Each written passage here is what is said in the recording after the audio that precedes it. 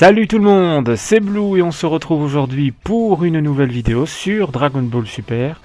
Et ce week-end, on recommence officiellement les reviews, puisque ce week-end a démarré le nouvel arc, l'arc de la survie de l'univers. Alors, premier épisode, l'épisode en lui-même, gentil, il démarre doucement, ça c'est normal, un nouvel arc démarre toujours doucement.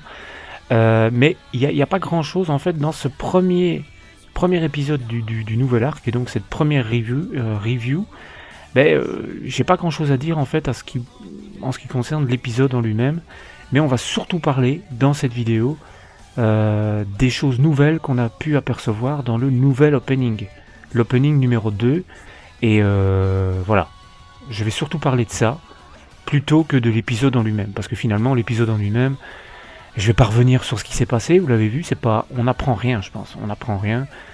C'est les préparatifs du tournoi, le tournoi est officiellement lancé.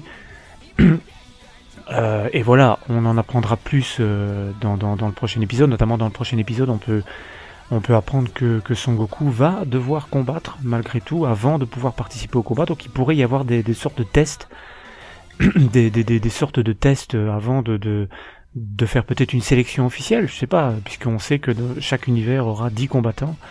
Donc un des deux Zeno souhaite voir Son Goku combattre. Donc voilà, le fameux Zeno du futur. Donc voilà, sur l'épisode en lui-même, il n'y a rien à dire. On sait que ce tournoi, les perdants, mais ça c'est déjà une idée, moi qui me paraît un petit peu, je sais pas si elle va vraiment être mise en exécution, mais imaginez un petit peu, on nous dit que les perdants de ce tournoi verront leur univers détruit. Alors moi je me demande, quand on dit les perdants, on en parle aussi dans la preview de l'épisode 78, on nous dit, voilà, les perdants de ce tournoi verront leur univers détruit. Est-ce qu'on parle des perdants de la finale, entre les deux derniers univers donc, ou carrément tous ceux qui auront perdu. Je veux dire, si on doit éliminer tous ceux qui ont perdu et ne garder que l'univers qui gagne, il n'y aura plus qu'un seul univers. Donc on se dirige tout droit vers un chaos total quelque part. Donc je serais curieux de voir comment ça va évoluer, ça, parce que ça paraît un peu bizarre. Voilà, donc sur l'épisode en lui-même, bon, très bon. J'ai rien à souligner, sauf l'information qu'on savait déjà par rapport aux informations qu'on avait eues avant, c'est-à-dire que Bulma est enceinte et va accoucher incessamment sous peu de bras. Elle va, voilà, donc ça va être l'entrée en scène dans le manga de Bra, la sœur donc de Trunks, c'est la fille de Bulma et Vegeta. C'est la seule chose qu'on apprend dans cet épisode-là, mais ce qui est génial, c'est le nouvel opening. Le nouvel opening, déjà, premièrement, moi j'ai adoré, c'est la chanson de ce nouvel opening qui est géniale, elle est super entraînante, elle va super bien avec le nouvel arc, et elle nous apprend cet opening nous apprend beaucoup de choses.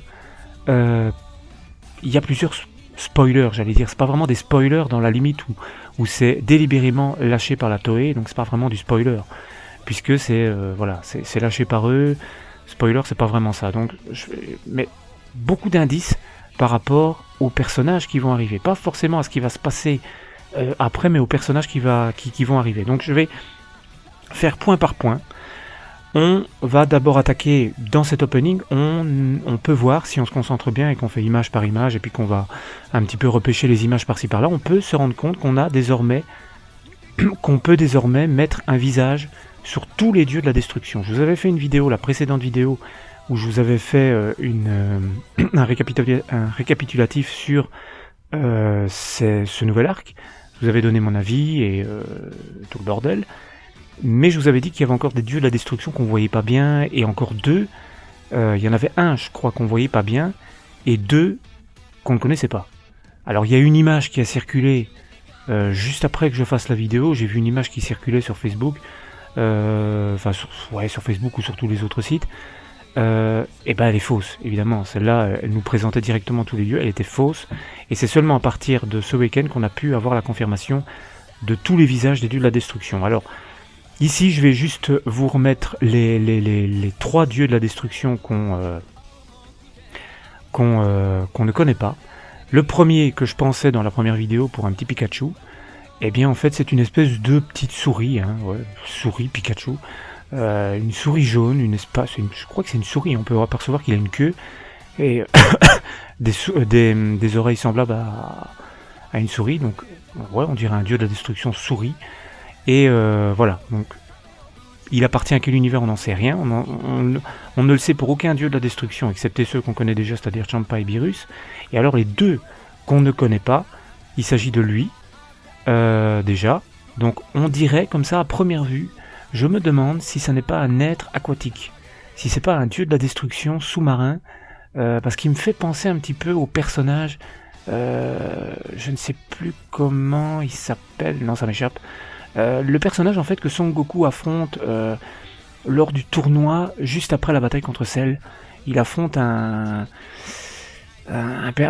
personnage aquatique un peu bleu, et il me fait penser à lui. Il me fait penser à lui, donc je me demande si ce dieu de la destruction n'est pas un monstre avec des capacités sous-marines. Enfin, j'en sais rien, hein, mais comme ça, moi ça me fait penser à ça. Mais non, c'est peut-être absolument pas ça, mais ça me fait penser à ça. Donc voilà, hein, il a pas l'air très gentil, le monsieur. Et alors le dernier c'est lui. Alors lui, il me fait bien marrer, parce qu'il est tout droit sorti d'un univers cyberpunk. Il me fait vraiment penser à, déjà, ouais, punk, hein, avec sa coupe de cheveux. Son visage, on le décèle pas vraiment, on dirait qu'il a... Je sais pas, quand on voit son visage, on dirait qu'il est mi-robot, mi-humain, j'allais dire, mais... mi-humanoïde, mi-robot, enfin, il est un peu bizarre. On dirait qu'il a, je sais pas moi, des piercings, ou je sais pas sa bouche, on la voit pas bien. Donc il faudra voir un petit peu vraiment à quoi il ressemble, parce que là on voit pas bien. Donc voilà, il a l'air un peu bizarre. Donc, on fait le récapitulatif pour les dieux de la destruction, avec cette image. On les connaît tous, hein. C'est-à-dire qu'on ne sait pas du tout de quel univers ils proviennent, donc l'ordre n'est pas forcément bon, hein. Et voilà. Mais on peut voir sur cette image, donc on a un dieu de la destruction qui serait un espèce de troll tout droit sorti du Seigneur des Anneaux. On aurait un clown, bien génial, hein, celui-là, accompagné, je le rappelle, d'un être mystérieux encapuchonné noir. On ne sait toujours pas qui il est. On aurait une déesse de la destruction. Apparemment, ce serait le seul membre féminin des dieux. On aurait donc Beerus Champa, on aurait l'éléphant rose, on aurait un dieu de la destruction, renard ou loup, je pense plutôt pour un renard, enfin renard ou loup, non, je sais pas. On aurait une espèce de boule de poil noir, on aurait un gros monstre vert, c'est un petit peu le plus rebutant celui-là. On a la petite souris, hein, ce qui ressemble à une petite souris jaune. On a le monstre que moi je prends pour un monstre aquatique, et alors le cyberpunk. Voilà. Donc comme ça on a le visage un petit peu. Enfin, pour les derniers on n'a pas vraiment, on les voit pas très bien, surtout le cyberpunk, mais on a le visage donc des 12 dieux de la destruction. Voilà. Alors moi quand je vois leur visage, je me dis c'est pas mal. Il y en a certains qui sont vraiment beaux. Le clown, la déesse de la destruction, une déesse égyptienne, vraiment pas mal. Le loup renard là qui est vraiment beau aussi. Les autres sont un petit peu plus what the fuck, hein. C'est vrai que les autres sont un petit peu plus what the fuck, surtout la boule de poil, le gros monstre vert, le mec cyberpunk. C'est vrai que ça fait un petit peu bizarre et on se dit waouh, c'est pas. J'ai l'impression que Toriyama il s'est vraiment lâché, quoi. Je sais pas trop. Faudra voir pourquoi. Voilà, certains, on sait qu'il essaye de se diriger vers des divinités, d'autres, je sais pas du tout. Franchement, le gros monstre vert, je reviens toujours sur lui parce que je me dis putain, c'est waouh. Je sais pas qu'est-ce qui est passé dans la tête de Toriyama pour nous faire un dieu de la destruction comme ça. Je sais pas, on dirait je sais pas, moi quand je vois ce dieu de la destruction, on a l'impression que c'est un gros monstre avec un espèce de bec, mais ça doit pas être un bec. On dirait un canari écrasé, là. Je sais pas, c'est ridicule. Mais non, à mon avis, c'est pas un bec. Non, c'est un œil, en fait. C'est un œil. Oh, ouais, c'est un œil. Oh la vache, c'est space, hein, quand même. Enfin, voilà. Voilà pour ce qui est des dieux de la destruction. Alors maintenant, vite fait, on a une image qui tourne, qui montre aussi une petite photo de famille où on voit un petit peu les différents caillots. Aussi les différents caillots et les différents anges qui accompagnent les dieux de la destruction. Donc maintenant, il faudra voir qui appartient à quel univers. On zappe pour passer aux combattants. Aux combattants, on voit certains trucs dans cet opening.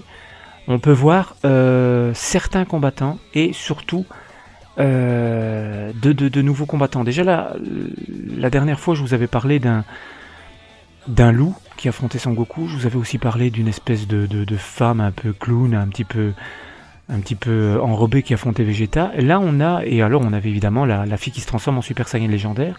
Là on a un espèce de combattant un petit peu bizarre mais quand même stylé, habillé en noir et rouge. Et je me demande, vous trouvez pas que ce combattant ressemble étrangement au mec encapuchonné en noir, tout près du clown? En fait, c'est seulement, ouais, en fait, il lui ressemble. Je me demande si c'est pas lui. Je me demande si c'est pas le gars qu'on voit avec le costume noir, en fait, tout près du dieu de la destruction clown. On dirait que c'est lui, hein. Avec ses gants blancs, ouais, et son visage blanc. On dirait que c'est lui, ça pourrait être lui. Il pourrait provenir de cet univers. En tout cas, dans cet opening, on peut voir qu'il est fort. Parce que dans un premier temps, on le voit affronter Son Goku en guerrier normal. Donc là, on peut comprendre que Son Goku éprouve un peu des difficultés. Puis on le voit, à la fin de l'opening, le réaffronter, mais en version Super Saiyan Blue. Et il lui tient toujours tête. Donc c'est quand même impressionnant de voir ça. Donc, à mon avis, il est très fort, ce personnage-là. Et il est possible, d'ailleurs, que cet affrontement-là ne soit pas un affrontement du début du tournoi. Même si ce serait étonnant de nous foutre un combat de fin de tournoi dans l'opening, mais c'est tout à fait possible. À mon avis, c'est pas un adversaire que Son Goku va affronter au début. Un adversaire du début, je le verrais plutôt le loup. Mais pas cet adversaire-là, il a l'air très fort. Et je vais y revenir après. On voit aussi, qu'est-ce qu'on a d'autre par rapport aux combattants. Eh bien, on a donc oui, on revoit de nouveau la jeune fille qui se transforme en Super Saiyan légendaire. Et ce qui est intéressant aussi de voir sur une image, c'est celle-ci. C'est le fameux guerrier. Qui affronte Son Goku en premier plan. Derrière lui, qu'est-ce qu'on peut voir? Un être qui ressemble bizarrement, et ça c'est vraiment étrange, à Beerus. On dirait que c'est vraiment son jumeau. Juste, il a des oreilles beaucoup plus grandes que Beerus, mais on dirait vraiment son jumeau. C'est impressionnant. Donc à mon avis, il y aura un petit truc marrant là-dessus. Il y a deux autres êtres derrière, un plus gros et un plus fin et plus petit. Voilà, on ne sait pas s'ils sont forts, on ne sait pas s'ils sont faibles, on ne les connaît pas, on les voit pour la première fois. Et alors, chose intéressante, c'est qu'on voit la fille qui se transforme en Super Saiyan légendaire. Alors, j'avais vu une théorie en fait sur je pense que c'était db-z.com, je crois que c'était là, ou ailleurs, je sais plus. Enfin bref, j'avais vu comme quoi elle pourrait appartenir à l'univers 6. Elle pourrait appartenir à l'univers 6, sachant que jusqu'à maintenant, on n'a pas vu de Saiyan provenant d'un autre univers que l'univers 6 et 7. Sachant que si c'est un Super Saiyan légendaire, ça ne peut pas être de l'univers 7, puisqu'on la connaîtrait déjà, et puis il y a déjà Broly, évidemment, même si, ok, d'accord, dans l'animé, c'est vrai que Broly n'existe pas.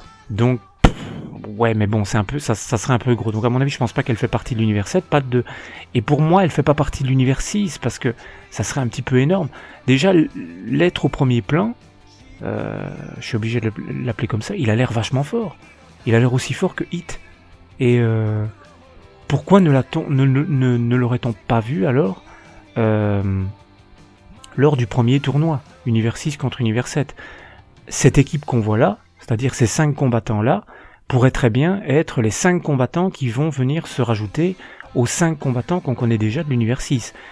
Mais se pose la question de savoir, alors pourquoi est-ce que Champa n'aurait pas fait appel à eux avant, s'ils sont si forts que ça? Voilà. Maintenant, j'ai l'impression que la jeune femme qui va se transformer en Super Saiyan légendaire, il va y avoir un truc qui va se passer avec elle, et ça va partir en vrille à un moment donné, parce qu'on sait tous que si ça part en vrille comme Broly, comme dans les OAV avec Broly, ça va péter. Ça va péter, et on se demande même si le tournoi pourra continuer. Donc ça va être intéressant de voir ça, et surtout intéressant de voir comment Zeno va réagir si tout devient incontrôlable. Maintenant, peut-être que tout est prévu. Ce serait intéressant, voilà. Donc ça, on le voit dans l'opening, c'est-à-dire qu'on voit tous ces nouveaux personnages. Et ils ont l'air vraiment pas mal. En tout cas, celui qui affronte Son Goku a l'air vraiment pas mal. Et il se pourrait... bon, c'est même pas une théorie, c'est mon avis. Il se pourrait que ce gars-là soit le gars encapuchonné à côté du dieu de la destruction clown, et ce qui voudrait dire, si c'est le cas, que ces personnages-là font partie de l'univers du dieu de la destruction clown. Voilà, et en même temps, on remarque qu'ils ont une espèce de combinaison, là, bien stylée, combinaison moulante, à voir si les autres en auront aussi. Je ne pense pas, je pense que ça doit être une combinaison bien à eux, mais je ne pense pas que pour participer à ce tournoi, il faille avoir une combinaison spéciale. Voilà. Voilà pour ce qui est des combattants, je crois qu'il n'y avait pas autre chose. Non, il n'y avait pas autre chose. Mais il y a d'autres choses qu'on a pu relever, évidemment, dans cet opening. C'est, avant de parler de la chose la plus importante, c'est-à-dire Son Goku, juste parler de Son Gohan, qu'on a pu apercevoir quelques secondes. On a pu apercevoir cette image-ci, et on a pu apercevoir cette image-là. Elle vous fait penser à quoi, cette image ? Elle vous fait évidemment penser au guerrier transcendantal qu'on a pu apercevoir dans DBZ quand il affronte Boubou. Et donc, c'est génial, ça inaugure du bon, et ça veut dire clairement que le vrai Sangohan, enfin en tout cas un Sangohan beaucoup plus intéressant que celui qu'on a depuis bien trop longtemps, est peut-être de retour. Donc j'espère vraiment qu'on va arrêter de s'acharner sur lui et qu'on va enfin nous proposer un Sangohan plus intéressant, quoi, parce que ce serait vraiment du gâchis dans un tournoi comme ça de passer à côté du potentiel de Sangohan. Voilà, donc ça, on espère que ce sera bon. Et ensuite, on a le sujet qui a alimenté tous les débats depuis la diffusion de l'épisode samedi soir, c'est-à-dire qu'on a une éventuelle toute nouvelle transformation de Son Goku. Alors au moment où je vous parle, j'ai la photo devant moi. Et qu'est-ce que moi j'en pense par rapport à cette pseudo-nouvelle transformation, cette éventuelle nouvelle transformation de Son Goku ? Pour moi, je sais pas si c'est une nouvelle transformation. J'en sais rien. Et pour moi, ça semble certain qu'on va avoir que c'est lié au Kaioken. Comme beaucoup l'ont déjà dit, et ça paraît évident, c'est rosé, c'est rouge, c'est un Kaioken. C'est un Kaioken qu'il est occupé à nous faire là. Alors maintenant, est-ce que c'est une nouvelle transformation, une nouvelle évolution ? Je sais pas, mais moi j'opterais plus vers un Kaioken amélioré, un Kaioken encore plus puissant tout simplement. Peut-être aidé par Whis, il aurait mis au point un Kaioken qui peut durer plus longtemps et qui surtout peut-être endommagera son corps beaucoup moins que lors du dernier tournoi où il avait beaucoup souffert de son affrontement contre Hit. Après, il avait eu de gros contre-coups. Il avait eu un gros contre-coup de cette transformation-là. Donc, à mon avis, je pense que... Je ne sais pas, honnêtement, on n'a pas assez d'éléments pour dire officiellement que c'est une nouvelle transformation. On l'espère tous. Mais tout ce qu'on peut voir, c'est qu'apparemment, ses cheveux restent redressés, mais qui sont noirs sur un plan. Ils sont noirs, oui, on peut voir qu'ils sont noirs l'espace d'une seconde. Maintenant, n'oubliez pas une chose, c'est que sur l'opening, à mon avis, on vous montre des choses pour vous donner envie de regarder. On vous montre des choses que vous avez envie de voir, mais pas forcément telles qu'elles apparaîtront peut-être dans les épisodes. Ça, c'est une chose qu'il faut peut-être bien se dire. On va voir, mais c'est clair que ça donne super envie. Et je suis sûr et certain que ce soit une nouvelle transformation, que ce soit une nouvelle évolution ou une nouvelle attaque ou quoi que ce soit d'autre, Son Goku va nous sortir un nouveau truc. Ça, c'est sûr et certain. Ça, j'ai même envie de dire que c'est obligé. C'est obligé. Pour le moment, Dragon Ball surtout Dragon Ball Super nous fait le jeu de la surenchère, hein.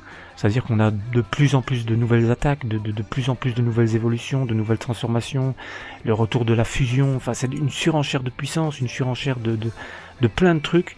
Donc je pense que comme on est toujours parti dans cette même optique, on est parti vers du nouveau. Ça c'est clair que Son Goku nous prépare quelque chose de nouveau. Voilà, maintenant est-ce que ce sera bien, est-ce que ce sera pas bien, mais attention, j'en vois beaucoup qui s'extasient beaucoup, qui sont en extase après cette image-là. Attention, parce que pour moi, j'ai pas été impressionné plus que ça. Alors certes, on le voit en Super Saiyan bleu se transformer avec cette aura rouge, mais pour moi, ça a un rapport avec le Kaioken. Alors pour moi, il s'agira peut-être pas d'une nouvelle transformation, mais peut-être d'un Kaioken amélioré, ou un Kaioken encore plus puissant que celui qui nous a sorti contre Hit. Alors, est-ce qu'il l'a amélioré, est-ce qu'il est plus puissant et qu'il l'a amélioré de façon à pouvoir se protéger sans qu'il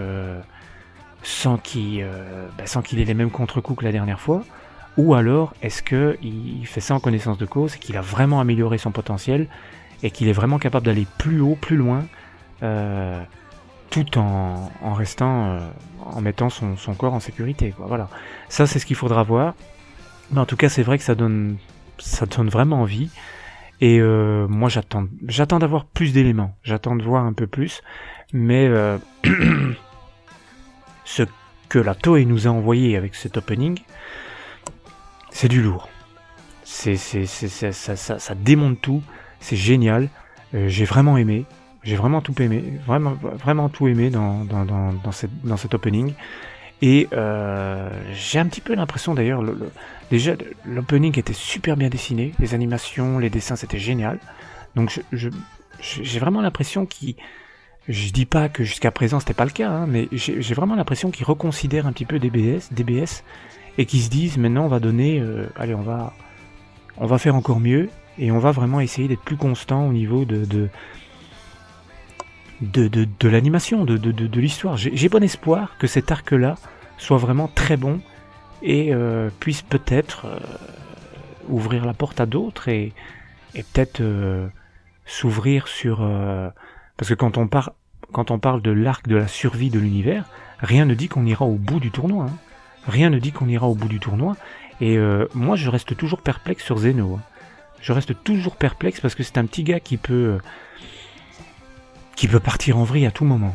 Il peut détruire n'importe quoi quand il veut, donc ça c'est une menace permanente, et on sait pas du tout ce qui va se passer, et là il y a une tonne de personnages qu'on va découvrir, mais vraiment une tonne, parce que quand on pense qu'il y a 10 combattants par univers, plus les dieux de la destruction qu'il faut découvrir, plus les Kaioshin, plus les anges, machin, vous imaginez un peu la tonne de nouveaux personnages qu'on va découvrir, donc ça c'est génial. Et ça va surtout être beaucoup d'infos, pas en même temps, j'espère, parce que sinon les prochaines reviews vont être sacrément dures, vont être saquées. Donc j'espère que voilà, ça va au compte-gouttes pour nous permettre de bien suivre et pour moi me permettre de bien vous expliquer ça. Voilà. Donc sur ce, écoutez, on va se laisser là, hein, et on va tout simplement attendre de voir dans l'épisode 78, 79, 80 et plus, de voir un petit peu ce que nous réserve ce tournoi. Donc je suppose que les prochains épisodes seront consacrés aussi au recrutement de l'équipe. Hein. Dans l'opening, on peut voir un plan rapide, très bref de C17, qui va être recruté certainement par Son Goku, ou carrément par sa sœur C18. Il va certainement être recruté assez rapidement, et donc on va voir un petit peu, ça va être ça. Je pense que dans les prochains épisodes, on n'aura pas tout de suite des combats, mais le temps de 2-3 épisodes à mon avis, et puis on va rentrer dans les choses sérieuses. Voilà, sur ce, je vous dis à la semaine prochaine pour la review du prochain épisode, et puis bientôt, ou après, ou je ne sais quand, pour une prochaine vidéo. Voilà, merci à tous et à bientôt.